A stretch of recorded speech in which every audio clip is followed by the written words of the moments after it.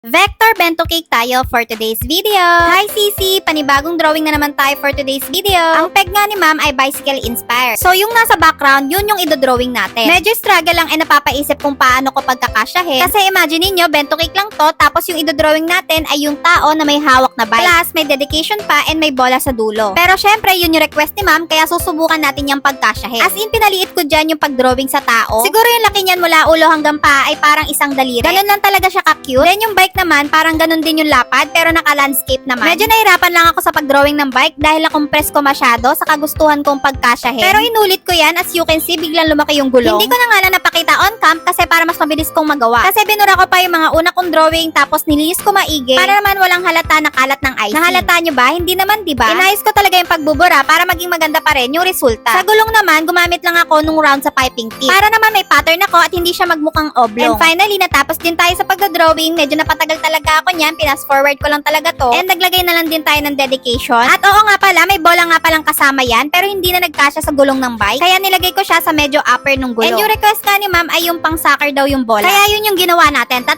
bento cake pala yung ginawa natin nung araw na yan. If nagustuhan niyo yung bento cake na to, parate na lang 1 to 10. Thank you so much for watching. Babush!